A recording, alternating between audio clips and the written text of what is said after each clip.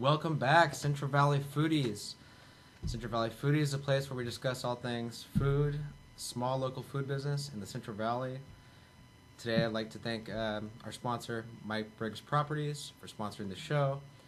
Today, we have a very special guest, Tanner L.X. Oxford of Nash's in Visalia, and his partner over here, Alex Ryan. Is that right? Yes. Alex Ryan. Welcome, Tanner Oxford. Thank you, man. It's wonderful to be here. Thanks for the invite. Yeah, how you doing today? Anywhere you want to start, I kind of just want to get to know you a little bit more. We talked a little bit, but I want to ask you a little bit more about your background. I understand you're French and Italian trained. And I am. From yes. Hanford? Yeah. So I grew up in Hanford. I kind of fell into the food industry by chance. Started in fast food when I was about 15, 16. I got my work permit. Started at Long John Silver's. Worked at Papa Murphy's. A few other little fast food chains. Got into some trouble when I turned 18, and I had two options, either go south or, go somewhere and do something with my life. Kind of thought I was going to get into art, so I went to Florence, Italy.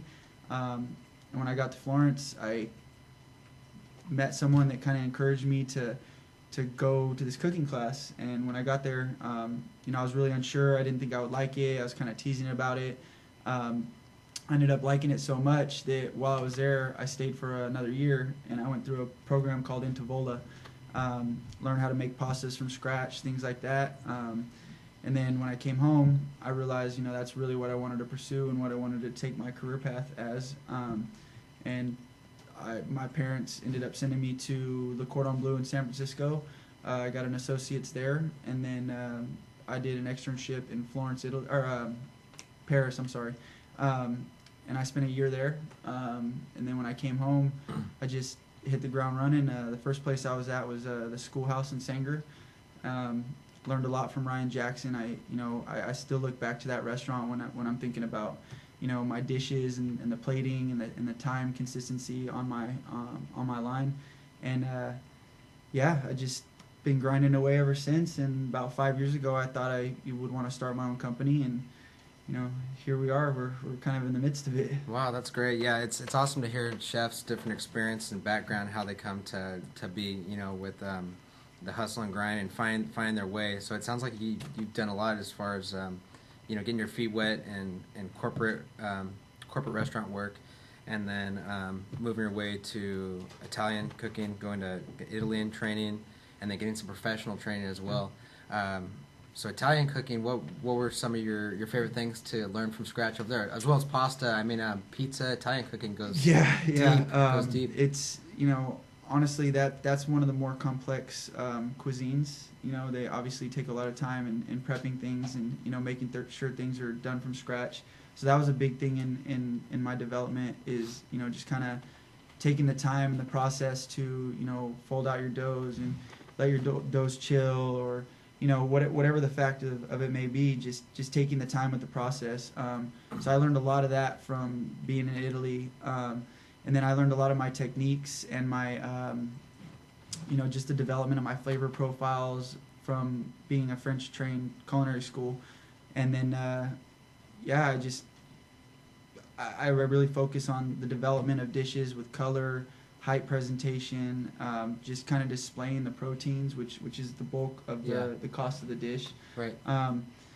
Just focusing in and making sure that our plates look fantastic and taste just as fantastic. So how was that transition for you, going from Italy and being with Mama Leone or whatever, kind of figuring it out from scratch, and then going straight from there to like culinary, like more disciplined? Like how was that? It was definitely a culture shock, just trying to learn the language of obviously being in a foreign country, but still coming back to culinary school where we were French trained, so it was a lot of French words, French cooking techniques. So you also have to know the language a little bit, just to be able to read recipes or things like that. And it was challenging, but honestly, just the professionalism and the way that you learn things in culinary school, they really take the time to walk you through everything and just show you the proper technique, show you don't have dirty fingernails, or if you come in, make sure your coats are clean, make sure you don't look like a slob, because if you look like a slob, you're gonna present sloppy food. And there was just a real professional hierarchy the whole way. And I remember when I was in Florence at the school in Tavola, I just remember the first few classes we made eggplant raviolis, and we did strawberry panna cotta. And those dishes seem simple, but when you don't know anything, they're quite complex. Yeah. And I remember the pride and the respect that the chefs had from not only the culinary staff, but the students and the people who were coming in to watch and take videos. And I just remember the prestige that they had and they held, and it blew me away. And I thought, from then on, man, like I want to be that guy. I want to be the guy that everybody looks to for the recipes. Everybody looks to for good plating. And I think we're on a good path. We're not there yet fully, but this restaurant industry, it's constantly revolving, and there's constant changes and developments and pain and struggle and constant issues, man. But I think that builds on our character. But you love it. Yeah, and it makes us better chefs. It makes you better chefs, and you love what you do, and it's probably not even work. No, it's not. Sometimes it is. Sometimes, yeah. So, Alex, I want to hear a little bit about how you guys got started together, you and Tanner, and kind of your background as well. I think it'd be good for our viewers to know. I've worked with Tanner for a little over 10 years now, and I've known him since 4th grade. Oh, wow. So we lived right around the corner from each other, went to the same school, and we weren't friends at the time. And then about like 12 years ago, he lived right above me in the same apartment, and I started working with him.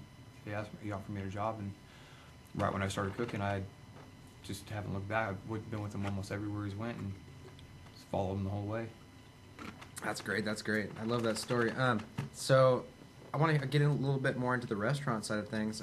So you own Primitive Catering Company, and that kind of was your baby, I understand. Yeah. And then you recently, within like the past year or two, I want to say. Yeah, about 9. I think we've been open 10 months now. With Nash's. With Nash's, and it's in downtown Visalia on Main Street. If you guys don't know. Yeah, 229 East Main Street, downtown Visalia. I have been eyeballing this restaurant since they opened, and I haven't had an opportunity to go down and eat yet, but I will soon. And let's talk about Nash's just a little bit. Yeah. So it's a high-end kind of Vegas style restaurant, I understand. Yeah, so kind of our with the owner and in my view, we're kind of trying to bring a Las Vegas style to the Central Valley. We don't want to outprice ourselves and be ridiculous, but at the same time, we do serve Wagyu tomahawks, 24 ounces. We're serving prime cut steaks from Harris Ranch, and just trying to give an elevated appearance to the traditional steakhouse, I guess.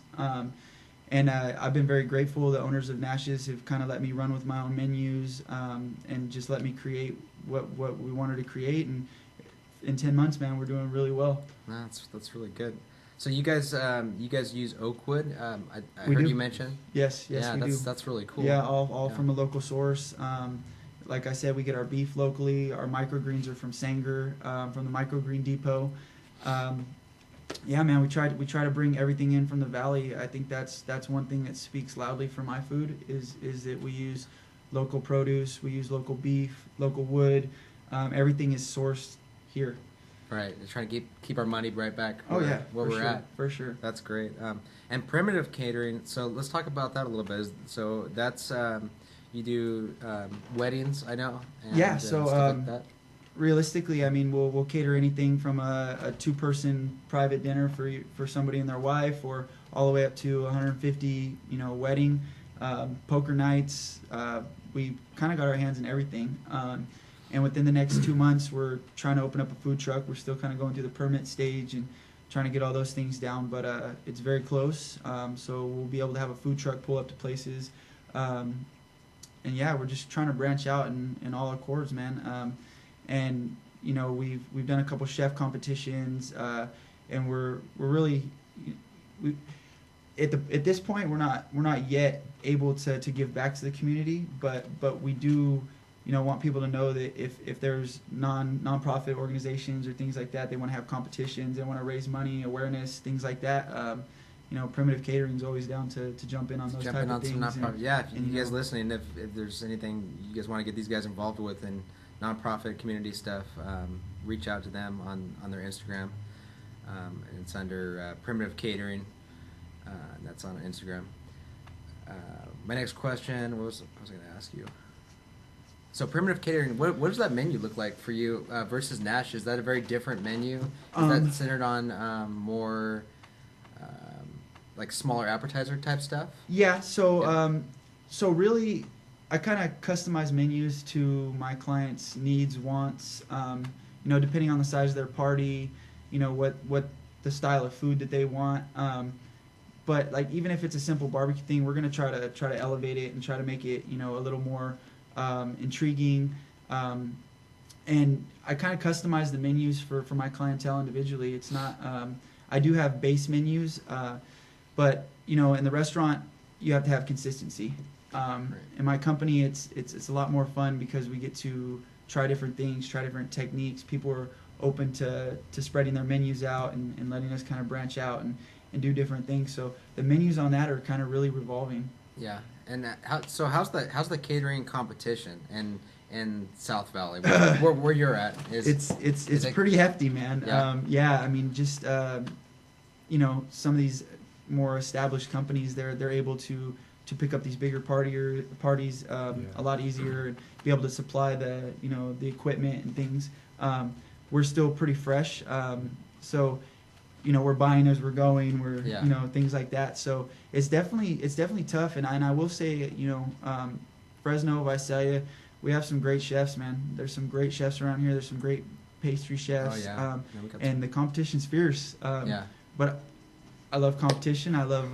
But you know what? Maybe I'm just thinking, food for thought here. Maybe since you're not as big as maybe some of these other guys, that's why the quality stays so high. It's because you're having to get it so spot on versus buying volume and always having it. Right. So yeah, I would agree with that. And one day I hope that we're big enough to be able to bounce around and do multiple events at one time. But that's coming. So Primitive's your baby. Nash's is newer My second project. baby. Your second baby. Yeah, second baby. You have a favorite baby or? No, honestly, man, I think that my workload is pretty even throughout both of them. I get a lot of positivity from both, and I get a lot of clout from both, and my staff is paid well, and I think that we do a tremendous job on both fronts. And the wonderful thing about working for Nash's is my staff and the people who I hold close to me in my own company, they also work at Nash's, so it's kind of an intertwining thing. And they support me well, and I support them well.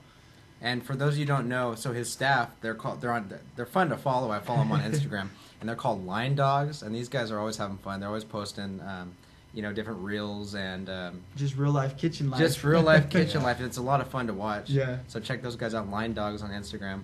Yeah. So you mentioned the food truck you're gonna have. What's the concept behind that going to be? Is that kind of similar to these other concepts? No. So our food truck, we're going to call it Sandy's Du Mondaine, which is basically continental sandwiches. Okay. And we kind of want to do a sandwich from each continent. Small menu, but just very elevated and flavor-driven recipes. We're going to feature a pork belly banh mi, a fried chicken sandwich, a Cubano, really good menu, man. Oh, wow. It's we have a strong. So, if I may, I partnered up with two people who really mean a lot to me. Jaime Guerrera and Joseph Zavala. Those two guys, they kind of came into my life about a year ago, and we've really just kind of taken Primitive to another level. And we all talked about it, and we were like, man, a food truck's the next step. And those things are so popular right now, and they're so versatile, and you can do so many different things with them. You can switch out the menu, you can use it for the catering, you can move it into a location and park it for a couple days. And yeah, we just started driving on that, and I just with my French background and stuff, I think Sandy's Du Mondaine is kind of a catchy, extravagant name that people don't really see. And locally, I don't think you see a whole lot of gourmet sandwich trucks. So I think that's kind of a niche that we're gonna break. Wow, that's a great idea, man. I really look forward to that. So where's that going to be based out of? Out of Like, Visalia as well. out of Visalia Yeah, as well? yeah, we're Yeah. we're hugely Visalia based. Wow, that's he's got some great tools under his belt here with all his different food concepts going on, and I look forward to trying every one of them. Yeah, I would look forward to having you, man. Yeah, so the food truck, I'm thinking, so you have all these Central Valley farms here in this area, and you talk about using a lot of the local ingredients like that.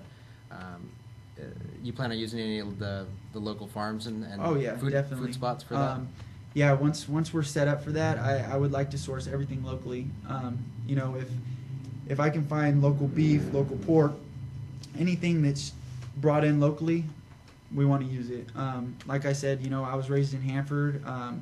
I grew up around dairies. I grew up around, you know, produce, and just that's one of the biggest industries in this area, and it's one of the biggest in the world. So, you know, that really speaks to me, like hometown vibes. You know, Yeah. just being able to utilize that stuff and get it directly to me, I think that would truly be a blessing. And like I said, as of now, you know, we do a lot of that, but there's still the big corporate companies that you can't really. You have to compete Yeah, with. well, right, and, Yeah. and you know, they a little cheaper sometimes. Well, the food truck scene, I think it's doing pretty good here in Fresno. We have a lot of good food trucks here, Yeah. and as far as you know, Gazebo Garden and you know, down in the Brewery District Mhm. and different places popping up. But I would love to see South Valley Yeah. benefit more with food trucks. I know there's been a couple that have been popped up, coffee wise, and there's a new one. It's a farm to table one called Valley Eatery. Yep. So, So I, I'm actually watching know, I those. actually know Chef Tim through Instagram. Oh, we that's great. chat back and forth every now and then, and you know, I've never personally met him, but we do chit chat, and he's a great chef. So again, Valley Eatery, if you guys want Valerie to check Eatery them on out Instagram. there. Yeah, actually, I want to get him on here. Yeah, so definitely, you talk to should, him. man. Yeah, So he's a good dude, good chef. So what are your favorite things about the Valley food scene? You mentioned a couple things, that having the access to all the food. Yeah. Is there anything else about the kind of the food scene in the Valley in general that you kind of speaks to you that brought Yeah, definitely. you back? Healthy competition, man. There, like I said earlier, there's a lot of great chefs in Fresno, Visalia, even down to Bakersfield, and I think competition is the one thing that keeps me on my toes and keeps me moving forward. You know, keeps us pushing the bar, and that's a big thing for me is having healthy competition. Other than that, I mean, again, the fresh produce and being able to have access to things, and also just being able to, you know, kind of travel out of this area and be able to skip around. I mean, we can hit Vegas, we can hit Colorado, we can hit, you know, any of these Yes, places and yeah. experience and try good food. And, you know, when we take trips for fun, we're always experimenting. We're You're trying learning. things. We take notebooks to the restaurants. Like we're gonna go to Vegas soon, and when we go, we're gonna take notebooks and we're gonna Yeah. kind of establish, you know, how they're doing and what they're doing, and just for our own thoughts, just to just to See how develop. everything's Yeah. things are running.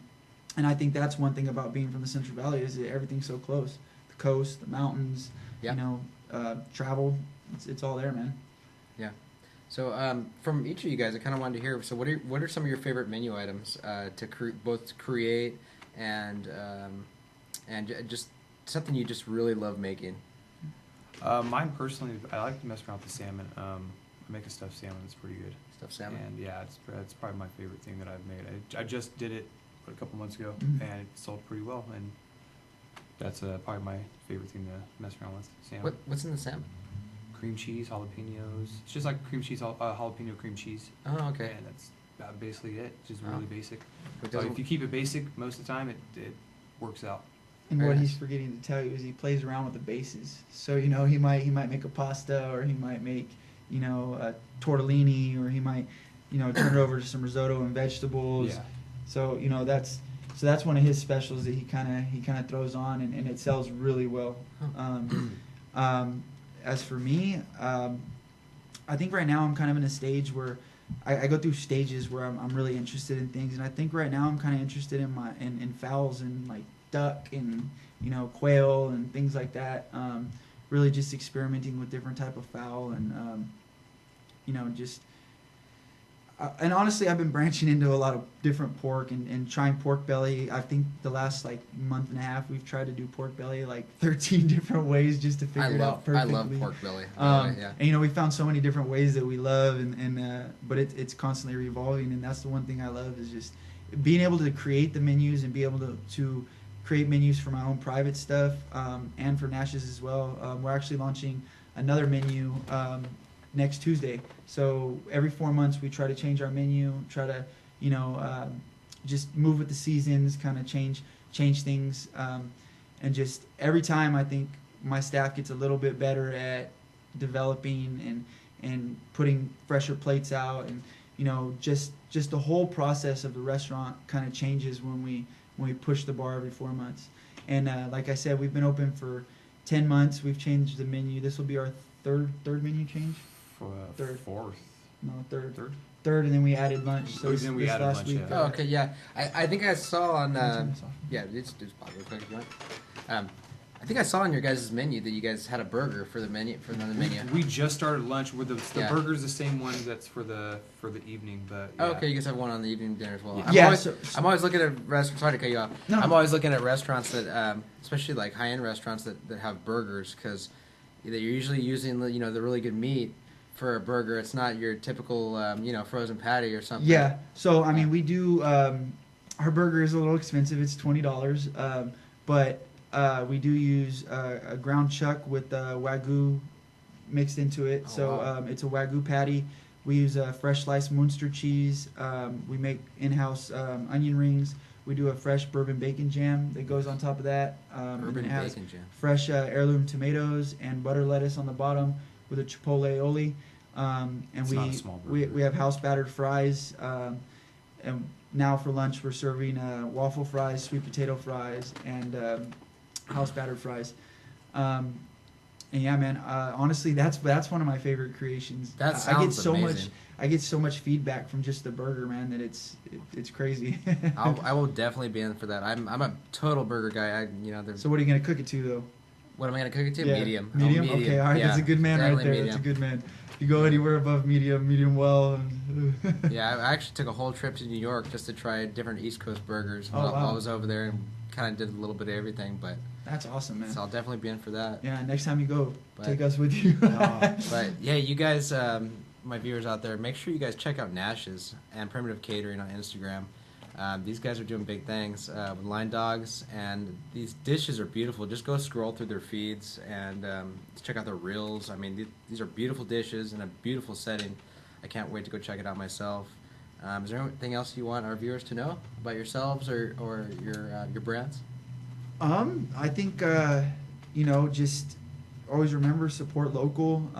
Even if it's not us, man, we're out there supporting people, and we go and we try different restaurants and we talk to the chefs, and just realize that I think chefs and people in this industry are here. I mean, obviously we're in the service industry, so we set up local establishments and things like that in order to bring customers and just give people a home feel. You know what I mean? Somewhere where they can go outside of home and just come and hang out and have a drink and have some good food and conversations. And I kind of want the community to just love on their restaurants, man. Yeah, right on. Well, thank you guys. Thank you, Appreciate man. having you guys on the show today. Of course, man. Appreciate you Appreciate you having us. inviting us, man. It's been wonderful. All right, take it easy.